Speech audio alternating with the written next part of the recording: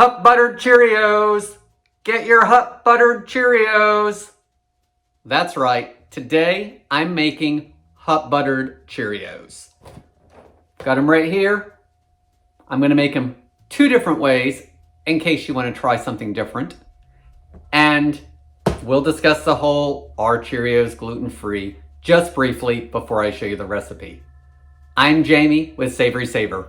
I share gluten-free recipes, tips, tricks, and resources to make your gluten-free lifestyle easier.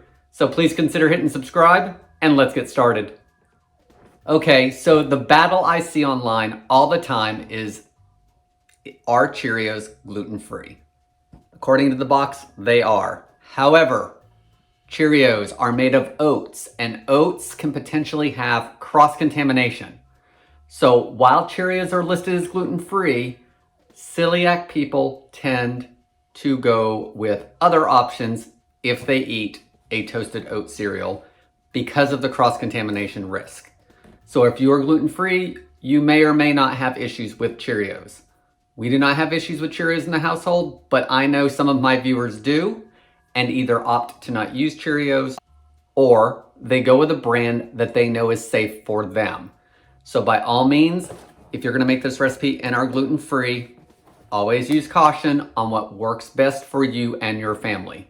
Now, let's make these Hot Buttered Cheerios two different ways. So what are Hot Buttered Cheerios? Well, they're basically some Cheerios that we have toasted up in some melted butter, and we're gonna coat them in cinnamon sugar. And I've cut the recipe in half from the original recipes that I saw because it makes plenty for a few days for Tara or I to munch on as a small snack. And you can always make a double batch of this and have more. So the ingredients are fairly simple. I've got 3 tablespoons of butter that I'm going to melt down in the pan. And the original recipe, if I halved it, was only 2 tablespoons of butter. And we couldn't taste the butter, so I'm upping it a little bit.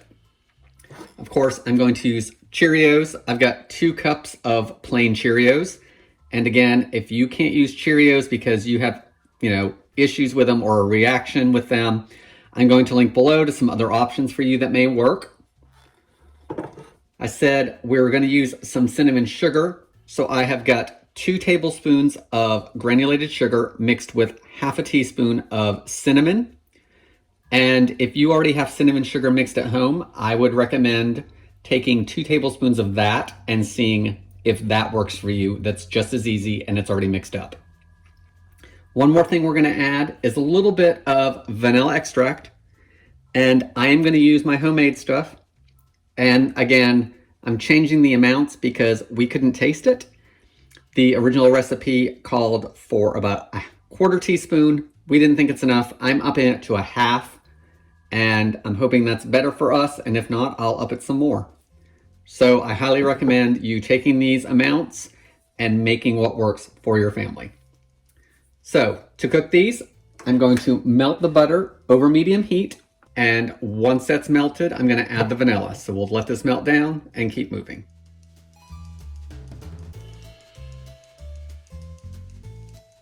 Once your butter is melted, we can add the vanilla.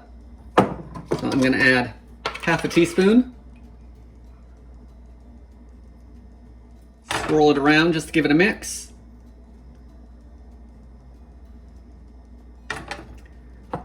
Now I'm going to add my Cheerios.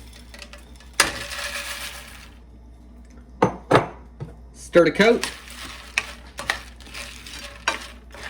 And once they're coated, you want to cook this for 3 to 5 minutes, stirring frequently or tossing the pan if you're the pan tossing type like I try to be sometimes.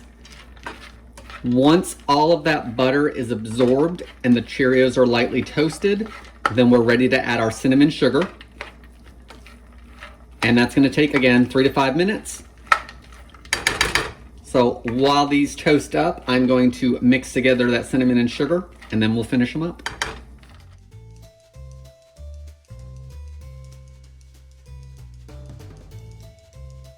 So our Cheerios are just about toasted. We're under a minute left on the 5-minute mark, and they're starting to brown nicely. There is a little more moisture in the pan today than when I made them the other day because I added an extra tablespoon of butter, but I'm okay with that. So I'm gonna let these cook the rest of the time, and instead of transferring them to a bowl to mix everything together, I'm just gonna turn off my stove and sprinkle all this in. All right, my heat is off, so I'm gonna spread everything out. I'm just gonna sprinkle this over and give it a toss. Sprinkle the rest. I'm gonna toss it again. That cinnamon sugar is gonna stick to those Cheerios.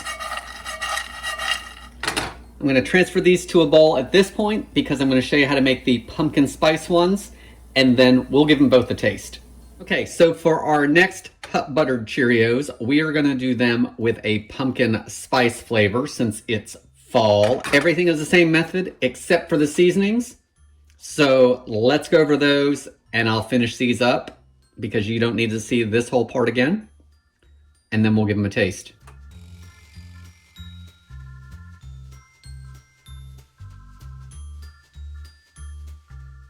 So while our Cheerios are toasting up, these are the changes I made to the seasoning mix for our pumpkin spice.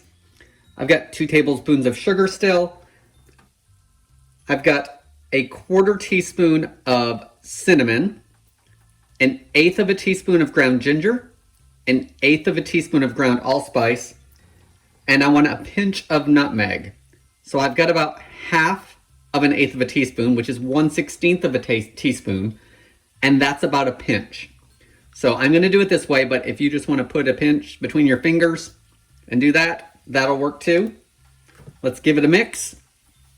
If you don't have all these individual spices, but you have that jar of pumpkin pie spice in the cabinet, use a half a teaspoon of that.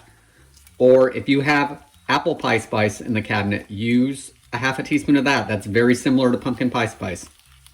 Let's finish toasting off these Cheerios in the butter, and then I'll add the seasoning and we'll give them both a test.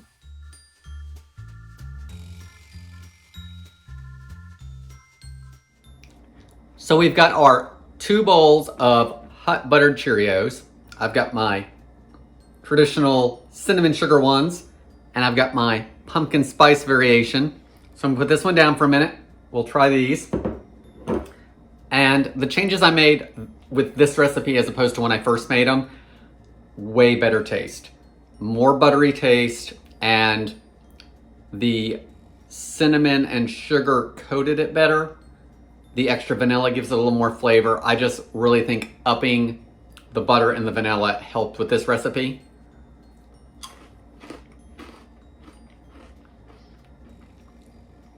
Really good cinnamon sugar taste.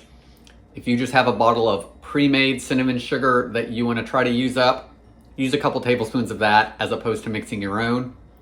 If you don't have it made up, then mix your own, of course. These are great for snacking.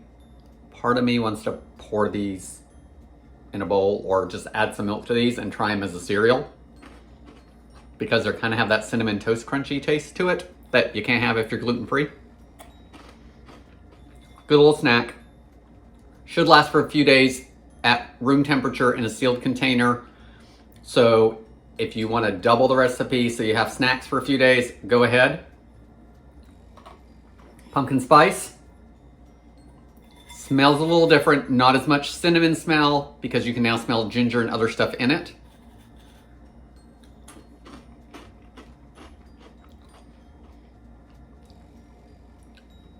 Definitely a different taste. If you like pumpkin spice or have some pumpkin spice in the cabinet you're trying to find something to do with, I would definitely try this version as well. You get a little bit of that ginger kick. Not so much it's unbearable, not overpowering, but you don't just have cinnamon, so you can taste the other spices in here. Guys, this is a good little gluten-free snack if you can have Cheerios. Again, if not, I will link below to some other options that may be safer for you. Always use your best judgment when using oats because they can be cross-contamination with other grains such as wheat. Guys, I want to thank you so much for watching, and I hope to see you on the next video.